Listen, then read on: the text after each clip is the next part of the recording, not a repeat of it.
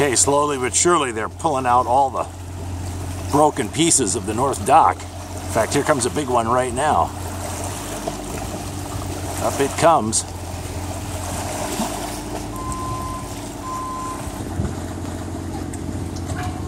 That was a big one. Of course, they're going to have to kind of hack it apart now. Then they set about rebuilding and stuff. Of course, this middle dock here is still a bit of a problem.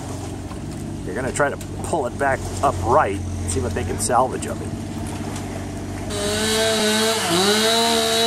Sawing up the pieces, little bit by little. There's a lot of good wood there. They've got the superstructure of the south dock more or less done.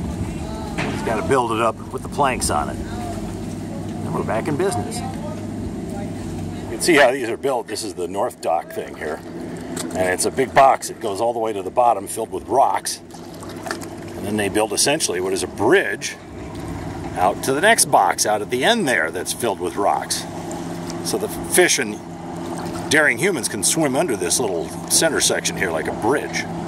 So this is the north dock, and it's been kicked a little to the side, to the left, to keep it from violating the 10-foot line, as it were, if you get my drift. See the debris here in the center dock. And here's what you nail big timbers together with. What is that, a 400 penny nail? Pulling something big up out of the water here. I think it's the remains of one of the cribs. Here it comes. So far it's just a bunch of timbers. Big timbers. Endlessly big timber. Wow. That wasn't a crib, that was just a big log.